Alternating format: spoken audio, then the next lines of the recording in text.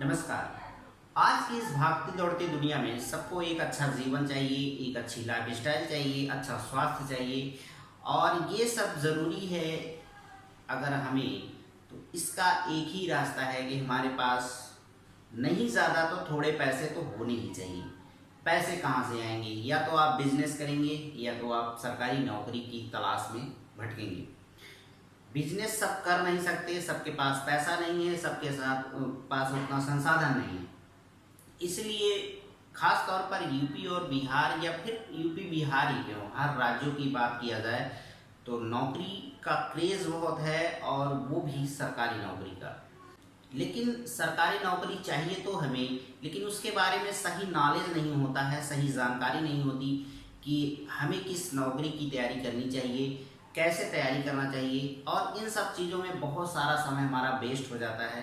हम घर से बाहर भी निकलते हैं, कहीं बाहर शहर में जाते हैं तैयारी करने के लिए, लेकिन जब तक हम कोचिंग में पहुंचेंगे नहीं, उसकी सही गाइडेंस नहीं मिलती है। और सब कोचिंगें भी ऐसी नहीं है कि आपको सही गाइडेंस ही दें, क्योंकि आज बेरोज़गारों की संख्या बहुत ज़्यादा है, तो बेरोज़गार ही कोचिंग भी चलाते हैं और कुछ बिजनेसमैन भी हैं कि कोचिंग चलाते हैं, तो उनको आपको भटकाने में ज़्यादा फ़ायदा है, सही रास्ता दिखाने में कम फ़ायदा है। तो काफ़ी बच्चे भटक जाते हैं और सही नॉलेज उनको नहीं होती है और उनका काफ़ी समय इस तरीके से बर्बाद होता चला जाता है। और जो मूलभूत आवश्यकताएं हैं आपकी सरकारी नौकरी की तैयारी के लिए, वो नहीं हो पाता है और इससे आप कोई भी एग्ज़ाम देते हैं क्लियर नहीं होता है। तो आज इसी मैटर पर बात करेंगे कि सरकारी नौकरी की अगर तैयारी करनी है तो उसकी बेसिक नॉलेज क्या होनी चाहिए, आपको कम से कम क्या जानकारी होनी चाहिए और कम से कम क्या आपकी तैयारी होनी चाहिए कि जो एक एग्ज़ाम आप अच्छे से क्लियर कर सकें।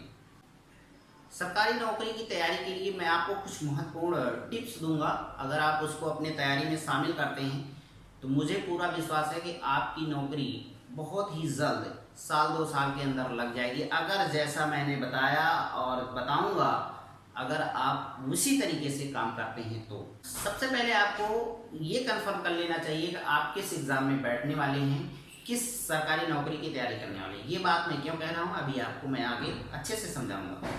कोई भी परीक्षा हो उसका सिलेबस अलग होता है और उसका क्वेश्चन पूछने का तरीका भी अलग होता है। तो अलग अलग परीक्षाओं में अगर आप बैठते हैं तो अलग अलग, जैसे परीक्षा का नाम बदलते ही उसका सिलेबस और क्वेश्चन पूछने का तरीका भी बदल जाता है। मान लीजिए आप टीचिंग की तैयारी करना चाहते हैं तो टीचिंग में अलग पैटर्न होता है, अलग सिलेबस होता है, अलग योग्यता होती है और क्वेश्चन पूछने का तरीका भी अलग होता है। यहीं अगर आप पुलिस भर्ती देख रहे हैं तो उसमें अलग तरीके से क्वेश्चन पूछा जाएगा, अलग सिलेबस होगा, उसका क्वेश्चन बहुत डायरेक्ट आएंगे, ज़्यादा घुमा फिरा के नहीं आएंगे। ये सब खासियत होती है। अगर यहीं आप किसी अधिकारी रैंक की कोई एग्ज़ाम देना चाहते हैं तो आपसे वही क्वेश्चन ना बहुत घुमा फिरा के पूछा जाएगा और आपको उस हिसाब से तैयार रहना पड़ेगा। तो इसलिए मैं कह रहा हूँ कि आप एक बार में एक ही परीक्षा की तैयारी करें और वो भी अच्छे से करें, सिलेबस के हिसाब से करें, आपको सफलता निश्चित है। तो अब हम मान कर चलते हैं कि आप जो है अपना एग्ज़ाम जो है चुन लिए होंगे आपको किस एग्ज़ाम में बैठना है। टीचर का एग्ज़ाम देना है कि पुलिस की देनी है कि सेना में जाना है कि अधिकारी रैंक में परीक्षा देनी है। लेकिन मैं मान के चलता हूँ यहाँ मेरे पास सिलेबस नहीं है, मैं किसी खास एग्ज़ाम के लिए आपको नहीं बता रहा हूँ, सारे एग्ज़ाम के लिए एक साथ बता रहा हूँ। तो मैं कुछ सब्जेक्ट ऐसे बताऊंगा आपको जो लगभग सारी परीक्षाओं में पूछी जाती है। जो मैं बात आपको बताने वाला हूँ बहुत ही महत्वपूर्ण है। मैं मान कर चलता हूँ कि आप जो भी परीक्षा चुने हैं उसमें सामान्य अध्ययन पूछा जाता है, करंट अफेयर पूछा जाता है, गणित पूछा जाता है, रीजनिंग पूछा जाता है, हिंदी पूछा जाता है, इंग्लिश पूछा जाता है। कम से कम 6 सब्जेक्ट ऐसे हैं जो आपके एग्जाम में पूछे जाते हैं। ये मैं मान के चल रहा हूँ क्योंकि मेरे सामने कोई ऐसा एग्ज़ाम है नहीं, मैं किसी एक खास एग्ज़ाम के लिए तैयारी के लिए नहीं बता रहा हूँ, लगभग सारे एग्ज़ाम की तैयारी के लिए आपको बता रहा हूँ। एक उदाहरण के तौर पर कि मैं मान के चलता हूँ कि ये सब्जेक्ट आते हैं। तो अगर ये कंफर्म हो गया, मान लीजिए ये आपका सब्जेक्ट कंफर्म हो गया कि आपका सामान्य अध्ययन आता है, करंट अफेयर आता है, आपके एग्ज़ाम में मैथ आता है, रीजनिंग आती है, इंग्लिश आती है या फिर हिंदी आती है। तो प्रश्न उठता है कि इन सब्जेक्ट को हमें तैयार कैसे करना है। और यही महत्वपूर्ण है इस वीडियो का हिस्सा कि मैं आपको बताने वाला हूं कि आप कैसे इन सब्जेक्ट पर पकड़ बना सकते हैं पूर्णतः। और यहाँ तक मैं कहता हूँ कि आपको कोचिंग भी जाने की ज़रूरत नहीं पड़ेगी। अगर आप स्वतः अध्ययन करना चाहते हैं तब भी कर सकते हैं। मैं वो मटेरियल बता रहा हूँ, वो किताबें बताऊँगा, वो तरीके बताऊँगा कि आपको कैसे पढ़ना है, कैसे किताबों को लेना है, कैसे उनका अध्ययन करना है। सारी नॉलेज आपको मैं इस वीडियो में देने वाला हूँ। तो सबसे पहले मैं सामान्य अध्ययन पर ही बात करूँगा। सामान्य अध्ययन की आपको तैयारी कैसे करनी है। सामान्य अध्ययन वैसे तो बहुत ही ब्रॉड है, बहुत ही विस्तारित है। इस पर पूर्णतः 100% पकड़ बनाना मुश्किल होता है, लेकिन मैं आपके काम को आसान कर दूंगा। मैं आपको 4 सब्जेक्ट बताऊंगा जहां से 80% से ज़्यादा क्वेश्चन आपके सामान्य अध्ययन के अंतर्गत आते हैं। अगर आप इन 4 सब्जेक्ट को कायदे से पढ़ते हैं तो आपका 80% सामान्य अध्ययन तैयार हो जाएगा। इसके लिए आपको कहीं भागने दौड़ने की बात नहीं है। पहला सब्जेक्ट है इंडियन ज्योग्राफी, दूसरा है इंडियन हिस्ट्री, तीसरा है इंडियन पॉलिटी और चौथा है साइंस। 4 सब्जेक्ट ऐसे हैं जो आपको सामान्य अध्ययन के अंतर्गत पढ़ने हैं। बाकी जैसे और चीज़ें आती हैं, कंप्यूटर आता है और इधर उधर की चीज़ें आती हैं, तो वहाँ से नाम मात्र के 1 या 2 क्वेश्चन, ज़्यादा से ज़्यादा 5 क्वेश्चन आ सकते हैं। लेकिन ये बहुत ही इंपॉर्टेंट है और सामान्य अध्ययन के अंतर्गत ही आपका करंट अफेयर भी पूछा जाता है। लेकिन करंट अफेयर के लिए मैं अलग से स्ट्रेटजी आपको बताऊंगा, तो उसको इसलिए मैंने अलग से रखा है करंट अफेयर के लिए। लेकिन सामान्य अध्ययन में जो आता है, ये 4 सब्जेक्ट प्लस आप 5वां करंट अफेयर इंक्लूड कर देंगे ना, तो आप सामान्य अध्ययन के महारथी बन जाएंगे। आपको कोई दिक्कत नहीं होगी। अगर मान लीजिए कोई भी एग्जाम है, उसमें आप 50 क्वेश्चन आता है सामान्य अध्ययन का, तो आप मान के चलिए कि 35 से 40 क्वेश्चन आप आराम से पहुंच जाएंगे। अगर इतना आप सामान्य अध्ययन में बेटर कर लेते हैं, 50 में 40 बहुत बड़ी बात होती है सामान्य अध्ययन में, वो भी करना। यहाँ तक कि 35 क्वेश्चन भी करना बहुत अच्छी बात होती है। जान लीजिए आप बेस्ट हैं, इतने बेस्ट हैं कि पूछिए मत। तो सबसे पहले मैं इंडियन ज्योग्राफी की बात करता हूँ। मान लीजिए आपको इंडियन ज्योग्राफी पढ़ना है और तैयार करना है, तो उसे आप तैयार कैसे करेंगे। तो अब आपको अपना सब्जेक्ट पता चल गया है सामान्य अध्ययन में कि आपको क्या क्या पढ़ना है। पहला है इंडियन ज्योग्राफी है, फिर दूसरा है इंडियन हिस्ट्री है, तीसरा है इंडियन पॉलिटी है और फिर चौथा है आपका साइंस।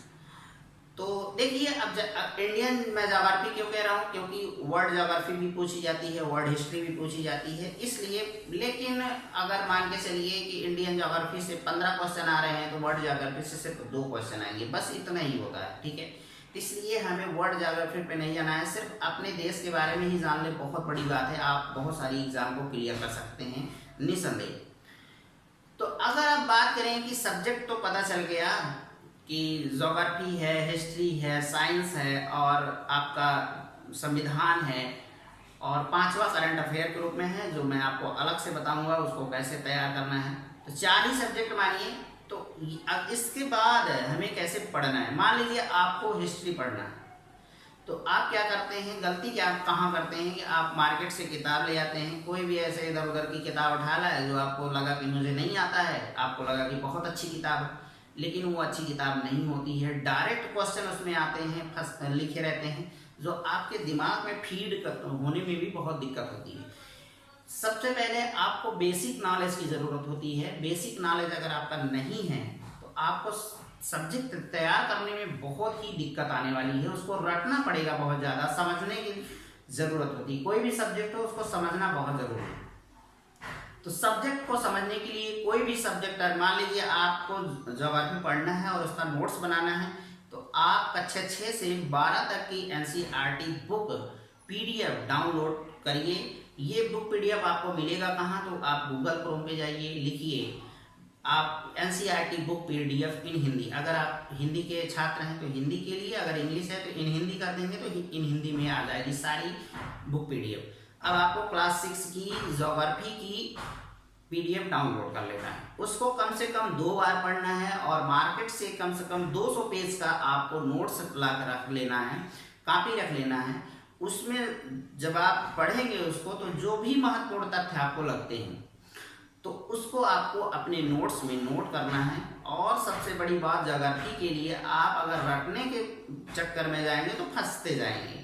ज्योग्राफी को आपको खास तौर पर मैप के माध्यम से पढ़ना चाहिए। अगर आप कोई मैप 2 मिनट भी रोज देखते हैं ना, तो वो दिमाग में सेट हो जाएगा, आपको लर्न करने की, याद करने की जरूरत नहीं पड़ेगी, और वो आप बिना याद किए भी बता सकते हैं, वो दिमाग में छपता जाएगा धीरे धीरे।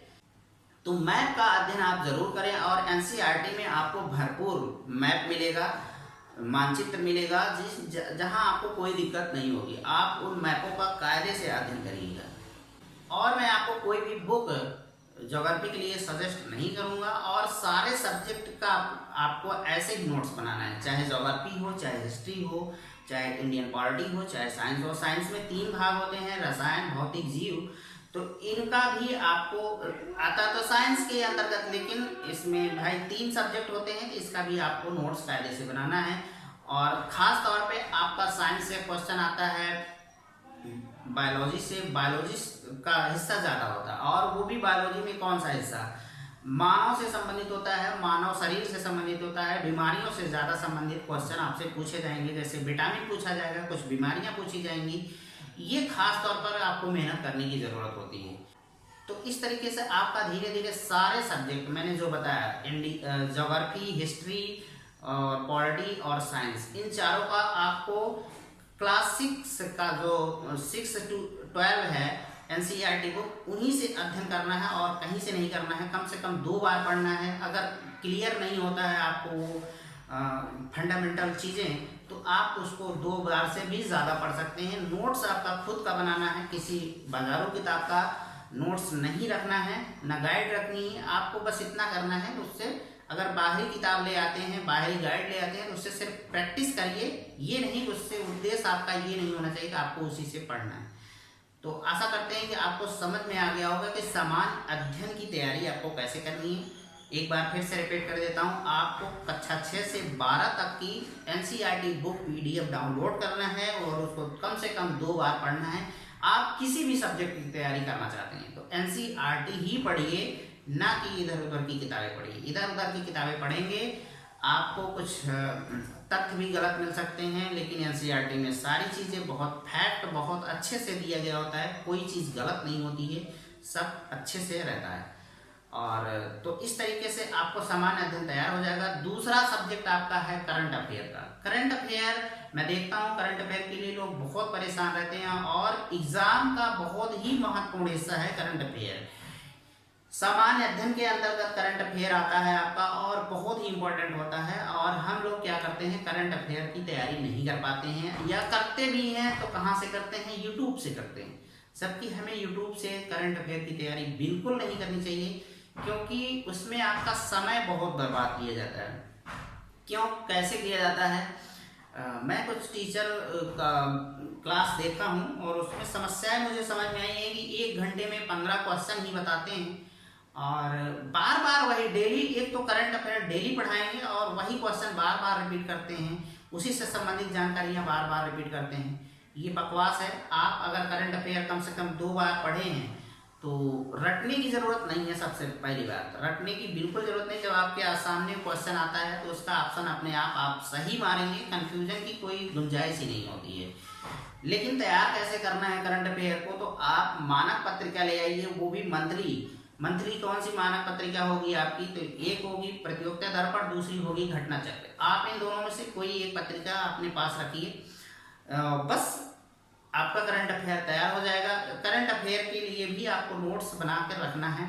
करंट अफेयर, मान लीजिए पत्रिका आप ले आए, तो आपको ये नहीं समझ में आता कि आपको करंट अफेयर में चुनना क्या है। तो देखिए, जो शुरुआती कुछ पन्ने होंगे उसमें राष्ट्रीय अंतर्राष्ट्रीय घटनाएं होंगी, तो उनमें जो महत्वपूर्ण फैक्ट हैं उनको आपको डाउनलोड करना है, मतलब लिखना है अपने नोट्स पर। और जैसे नियुक्तियां हो गई, मृत्यु हो गया, प्रमुख अभ्यास हो गए, कुछ खेल से संबंधित, खेल में ज़्यादातर क्रिकेट से पूछा जाता है। अब इतना ये सब जानकारी आपको लिख लेनी है। फिर उसमें लेख भी होता है, तो आपको लेख आर्टिकल नहीं नोट्स बनाना है उनका। आपको बस अगर मर्जी कहे तो उसको पढ़ लेंगे तो आपकी नॉलेज बढ़ेगी, आप समाज में बैठेंगे तो वहाँ बोलने लायक रहेंगे, आपको किसी सब्जेक्ट पर नॉलेज अच्छा हो जाएगा। उन लेखों को पढ़ने का फ़ायदा यही होता है। तो वो आर्टिकल आप ज़रूर पढ़िए, लेकिन वहाँ से नोट्स वोट्स आपको बनाने की ज़रूरत नहीं है। हाँ, कहीं अगर आपको कोई ऐसा तथ्य मिलता है कि सच में लगता है कि हाँ लिखने लायक है, तो उसको भी आप अपने करंट अफेयर के नोट्स में ज़रूर लिख लें। तो इस तरीके से आपका मान के चलिए कि करंट अफेयर का अगर मंथली आप नोट्स बनाते हैं तो 7 से 8 पेज में आपका करंट अफेयर का नोट्स बन जाएगा। इतने मैं चूँकि मैं बना चुका हूँ, मुझे मालूम है कि नोट्स से करंट अफेयर का अगर जब पूरा निचोड़ निकालेंगे तो 7-8 पेज में आप लिख लेंगे, और ये मुश्किल से मान के चलिए कि 10 दिन में आप इसको कर सकते हैं पूरी मंथली। आपको डेली 1 घंटे नहीं देना है यूट्यूब पर, वहाँ आप पढ़ेंगे तो सबसे बड़ी प्रॉब्लम होगी कि आप नोट्स बनाएंगे और उस 1 घंटे के नोट्स बनाने में आपको कम से कम 3 घंटे देने पड़ेंगे। ठीक है, तो 3 घंटे देने की ज़रूरत नहीं है आपको। आपको पत्रिका ले आइए, इतनी महंगी भी नहीं होती कि आप खरीद ना सकें। आप खरीद सकते हैं, 150 रुपये से लेकर 100 रुपये तक के बीच में आती है। तो इस तरीके से आपका करंट अफेयर तैयार हो जाएगा। 2 सब्जेक्ट मैंने आपको बताया कि कैसे आपको तैयार करने हैं। तीसरा सब्जेक्ट है गणित। गणित के लिए मैं आपसे कहूँगा, फिर से आपको प्रेफर करूँगा कि आप NCERT ही पढ़ें। अगर आप गणित में 0 हैं तो क्लास 1 से आप PDF डाउनलोड करेंगे और 12 तक का डाउनलोड करेंगे, क्लास 12 तक का। ठीक है, अगर आप गणित में कुछ जानते हैं थोड़ा बहुत, तब भी आपको मैं यही कहूँगा कि क्लास 1 से 12 तक का आप मैथ PDF डाउनलोड करिए। उसका कम से कम 2 बार अध्ययन करिए। आप 0 हैं तो हीरो हो जाएंगे, ये मेरी गारंटी है, मैं बता रहा हूँ। इसको आप करके देखिए। किसी भी आपको ट्यूटर के पास नहीं जाने की ज़रूरत है, किसी भी कोचिंग में आपको जाने की ज़रूरत नहीं, क्योंकि NCERT बुक जो होती है ना, इतनी बढ़िया से तैयार की गई है कि उसकी कोई तोड़ है नहीं। किसी किताब में वो तोड़ नहीं है कि NCERT को पछाड़ दें। तो आपको कम से कम 2 बार तो NCERT का अध्ययन करना ही चाहिए, मैथ का PDF। जब आप 2 बार अध्ययन कर लें तो आपको एक किताब और लानी है, और सारे बच्चों के रूम में वो बुक अवेलेबल भी होती है, लेकिन वो पढ़ते नहीं हैं। तो आपको लानी है S चंद की RS अग्रवाल जो किताब फेमस है, उसको ज़रूर ले आइए। ठीक है, ट्रिकी मैथ के चक्कर में बिल्कुल मत पड़िए। वो जब आपका मैथ तैयार हो जाए तब आप ट्रिक की तरफ जा सकते हैं, लेकिन आप जब बेस तैयार हो जाए तब, बिना बेस तैयार कराए आप ट्रिक वाले क्वेश्चन पर जा रहे हैं तो आप फंस जाएंगे। क्योंकि देखिए, कोई भी एग्ज़ाम हो, इतने भी ज़्यादा ट्रिक से क्वेश्चन नहीं आते कि आप सिर्फ ट्रिक समझ कर ही एग्ज़ाम क्वालिफाई कर लें। आपको बेसिक नॉलेज तो होनी ही चाहिए। तो उसके बाद S चंद को कैसे पढ़ना है, सबसे बड़ी बात ये होती है, उसमें 2 पार्ट होता है। मान लीजिए आपने प्रेशर का चैप्टर खोला तो उसमें आपको 2 पार्ट मिलेगा, पार्ट A और पार्ट B। तो आप पार्ट A ही तैयार करें, पार्ट B के चक्कर में ना पड़े। पार्ट B का क्वेश्चन बहुत हार्ड होता है, वो आपके PCS लेवल का क्वेश्चन होता है। कभी कभी देखते हैं आपको PCS में क्वेश्चन मिलते हैं मैथ के, तो वो बहुत कठिन क्वेश्चन होते हैं, तो उसके चक्कर में आपको नहीं पढ़ने। अगर आप पार्ट 1 ही सॉल्व कर लेते हैं तो आप SSC तक एग्ज़ाम क्लियर कर सकते हैं, ये मेरी गारंटी है। आप ग्रुप D, ग्रुप C और ग्रुप B की एग्ज़ाम आप आराम से क्लियर कर लेंगे। पार्ट 1 ही पढ़ना है। अभ्यास 1, अभ्यास 2 दिया रहता है RS अग्रवाल में, तो आपको यही करना है। ठीक है, इस तरीके से आपका मैथ तैयार हो जाएगा। मैथ में आपको नोट्स वोट्स बनाने की ज़रूरत नहीं है। RS अग्रवाल भी कम से कम आप 2 बार लगाइए ज़रूर। ठीक है, तीसरा महत्वपूर्ण हिस्सा है रीजनिंग। रीजनिंग आप 1 बार पढ़िए, फिर उसका बाद दोबारा आपको पढ़ने की ज़रूरत नहीं है। आपको मैं एक बुक बता रहा हूँ SR की बुक। अगर आप लर्नर हैं, बिगिनर हैं, तो आप ले सकते हैं। SR की ही लीजिएगा और किसी का मत लीजिएगा अगर आपको कोचिंग में नहीं जाना है। SR की पतली सी आती है, मान के चलिए 100 या 150 रुपये में वो आती होगी अब इस समय वर्तमान में। पहले तो मैं जब लिया था तो 75 रुपये में ही मिली थी हमें। तो SR को उसमें 25 से 30 चैप्टर होंगे वर्तमान में। तो आप उन चैप्टरों को 1 बार पूरा लगाइए। इतनी अच्छी किताब बनाई गई है कि आप किसी कोचिंग के पास ना भी जाएं तो उसको देखकर आप समझ जाएंगे कि आपको रीजनिंग के क्वेश्चन कैसे सॉल्व करने हैं। उसमें सारे मेथड दिए गए हैं, क्वेश्चन कैसे सॉल्व करना है। फिर अभ्यास के लिए कुछ क्वेश्चन दिए गए रहते हैं। तो SR की किताब आप ज़रूर लीजिए रीजनिंग के लिए। मेरा वादा है कि आपको फिर और कहीं रीजनिंग के लिए जाना नहीं पड़ेगा, वहीं से आपका काम हो जाएगा। और ये रीजनिंग हो या मैथ हो, ये ऐसा आपका सब्जेक्ट है कि बहुत सीमित होता है, बहुत ज़्यादा नहीं होता। मैथ में 15-20 चैप्टर होते हैं और रीजनिंग में ही 15-20 चैप्टर ऐसे हैं जो आपको एग्ज़ाम में बहुत अच्छे नंबर दिला सकते हैं। अगर मैथ में 50 क्वेश्चन आ रहा है तो जो चीज़ मैंने आपको बताया है, आप 45 क्वेश्चन आराम से सॉल्व कर लेंगे, कोई दिक्कत नहीं होगी। आप औसत छात्र हैं तब भी। देखिए ये वीडियो भी बहुत बड़ा होने वाला है, तो आप लोग पैनिक मत होइएगा, क्योंकि आपके नॉलेज की मैं बात बता रहा हूँ। ये इधर उधर की बातें नहीं है, मैं भ्रामक चीज़ें आपको नहीं बता रहा हूँ। ये ऐसी चीज़ें हैं कि जो बहुत कम ही लोग इस पर बात करते हैं। सिर्फ आपको टॉप कराने की बात करेंगे, सिर्फ आपको पास कराने की बात करेंगे और क्वेश्चन रटाएंगे। तो क्वेश्चन रटने से आपका उद्धार नहीं होने वाला है। आपको पहले उसकी स्ट्रेटजी आनी चाहिए, उसका तरीका पता होना चाहिए, उसकी रणनीति पता होनी चाहिए। अगर एग्ज़ाम आप बिना रणनीति के जा रहे हैं बैठने, तो जान लीजिए आप असफल होंगे नहीं की पूरी आपकी संभावना रहती है। अगला सब्जेक्ट है आपका चौथा है इंग्लिश है। इंग्लिश के लिए भी आपको कुछ ज़्यादा करने की ज़रूरत नहीं है, आपको बेसिक नॉलेज होनी चाहिए, क्योंकि कोई भी एग्ज़ाम हो वहाँ आपका भाषा का ज्ञान पूछा जाता है, वहाँ त्रुटियाँ पूछी जाएंगी, अशुद्धियाँ पूछी जाएंगी, इससे ज़्यादा कुछ पूछा नहीं जाता है। तो इंग्लिश के लिए भी आपको परेशान होने की जरूरत नहीं है। आपको एनसीईआरटी बुक का ही अध्ययन करना है और कुछ नहीं करना है। यहाँ तक कि ये अगर आपने एनसीईआरटी का कायदे से अध्ययन कर लिया, उसमें 2 पोर्शन होंगे, एक लिटरेचर का होगा, एक ग्रामर का होगा। तो आपको ग्रामर पोर्शन वाला पीडीएफ डाउनलोड करना है और उसको अच्छे से अध्ययन करना है, ठीक है। इंग्लिश के लिए बस आपको इतना ही करना है, नोट्स नहीं बनाने की जरूरत है। आप उसको 2 बार ऐसे ही पीडीएफ अध्ययन कर लेंगे तो आपका काम हो जाएगा। तो छठा सब्जेक्ट है आपका हिंदी, और अंतिम सब्जेक्ट मैं बता रहा हूँ कि इसको कैसे आपको प्रिपेयर करना है, ठीक है। हिंदी के लिए आपको कुछ नहीं करना है, आप मार्केट से एक ही किताब ले आइए, पृथ्वीनाथ पांडे की। उससे अच्छी मार्केट में कोई किताब नहीं। आप किसी भी एग्जाम की तैयारी कर रहे हैं, पृथ्वीनाथ पांडे पर्याप्त है। आप जब एग्जाम देके आएंगे तो आपको लगेगा कि हाँ हमने, अगर उसमें 25 क्वेश्चन आ रहे हैं तो आप 22-23 क्वेश्चन आसानी से सही कर देंगे। आपको पृथ्वीनाथ पांडे को कायदे से पढ़ना चाहिए, 2-3 बार पढ़ना चाहिए, उसका अध्ययन करना चाहिए। उसमें जो पर्यायवाची है उसको कायदे से देखिए, लोकोक्तियाँ जो हैं उसमें देखिए, मुहावरे हैं जो उसको कायदे से देखिए, बस और कुछ है नहीं। व्याकरण थोड़ा बहुत, अलंकार है, ये सब चीज़ें हैं, ये सब आपको थोड़ा सा देख लेना है और कुछ है नहीं। हिंदी में आप गारंटी है कि बहुत बेटर कर पाएंगे। ये थे आपके 6 सब्जेक्ट जो हमने आपको बताए हैं। ये 6 सब्जेक्ट अगर आप कायदे से जैसे जैसे मैंने बताया है उसी तरीके से अगर आप करते हैं तो आप मान के चलिए कि आपकी नौकरी 2 साल में पक्की है। जितनी चीज़ें मैंने बताई हैं ये सारी चीज़ें आप 1 साल में कायदे से तैयार कर सकते हैं। इतना समय होता है 1 साल में कि आप बहुत अच्छे से इन सारे सब्जेक्ट पर अच्छी पकड़ बना सकते हैं। आपको नोट्स सिर्फ सामान्य अध्ययन का बनाना है, क्योंकि सामान्य अध्ययन एक ऐसा सब्जेक्ट है कि उसको बार बार रिवीजन करने की ज़रूरत पड़ती है। अगर आप रिवीजन नहीं कर रहे हैं तो आप अपना नुकसान कर रहे हैं और याद नहीं होता है, भूल जाता है। सामान्य अध्ययन की खासियत भी यही है। तो आपको रिवीजन करने के लिए नोट्स की ज़रूरत है। इधर उधर की पीडीएफ के चक्कर में मत पड़िएगा। आप कहीं से पीडीएफ ले लिए, बस उसी का अध्ययन करना है। तो आपको खुद अपने हैंड राइटिंग से जो है अपने हाथ से ही लिखना है और उनका नोट्स बनाकर रखना है, बार बार रिवीजन करना है। सामान्य अध्ययन की जो मैंने 4 सब्जेक्ट बताए हैं सिर्फ उन्हीं का आपका नोट्स बनाना है। न मैथ का बनाना है, न इंग्लिश का बनाना है, न हिंदी का बनाना है, और हाँ करंट अफेयर का बनाना है। तो ये 5 सब्जेक्ट आपके हैं कि आपको उनके जो हैं नोट्स बनाकर जरूर रखनी चाहिए।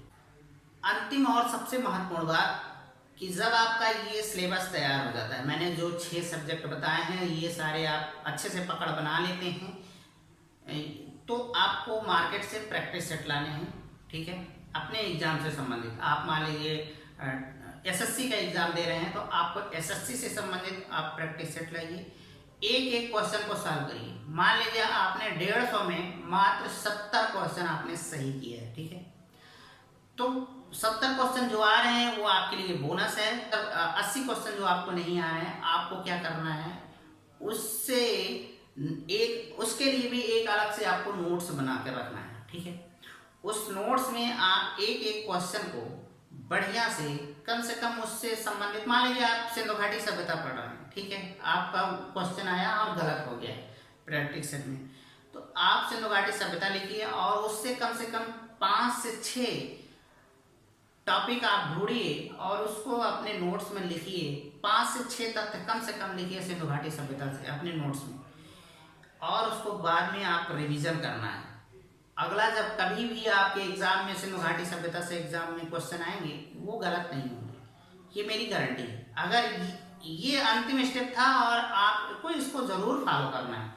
इस तरीके से जब आप प्रैक्टिस से सॉल्व करते हैं ना, तो आपका मैथ भी रिवीजन होगा, सामान्य अध्ययन भी रिवीजन होगा, करंट अफेयर का भी रिवीजन होगा, और अगर मैथ इंग्लिश आती है उसमें तो इंग्लिश का भी रिवीजन होगा, हिंदी आती है तो हिंदी का भी रिवीजन होगा। और अगर क्या आता है, रीजनिंग छूट रहा है, अगर रीजनिंग तो आती है एसएससी में, मैं कुछ ऐसे एग्जाम की बात कर रहा हूँ जहाँ नहीं आता है, क्योंकि मैं किसी एक खास एग्जाम की तैयारी के लिए आपको नहीं बता रहा हूँ, मैं सारे एग्जाम की तैयारी की बात कर रहा हूँ। और यहाँ सारे सब्जेक्ट का विस्तार से बताना संभव नहीं है, वीडियो बहुत लंबा हो जाएगा। आशा करते हैं कि आप इस वीडियो से कुछ सीखे होंगे, और मैं जितना बताया हूँ अगर आप इतना करते हैं तो आपको गारंटी है कि कोचिंग जाने की ज़रूरत नहीं है, आप खुद से भी तैयारी कर सकते हैं। और अगर आपको फालतू चीज़ों से बचना है तो मोबाइल से दूर रहें, मोबाइल से उतना ही पढ़ें जितनी ज़रूरत है, जितनी आवश्यकता है। ये नहीं कि आप अपनी पूरी तैयारी मोबाइल से करें, यूट्यूब से करें। अगर पूरी तैयारी यूट्यूब से करने के प्रयास कर रहे हैं तो आपका निश्चित है कि समस्या आने वाली है, आपका एग्ज़ाम 1, 2 नंबर 4 नंबर से रुकने वाला है। किताबों का महत्व कभी भी नहीं घटने वाला है, किताब बेस्ट है और फर्स्ट है। तो आपको किताब ज़रूर पढ़नी है, जितनी बातें बताएं उसको अपने एग्ज़ाम की तैयारी में ज़रूर शामिल करिए, आपकी सफलता निश्चित है। आपके उज्जवल भविष्य की मैं कामना करता हूँ। नमस्कार, जय हिंद, जय भारत।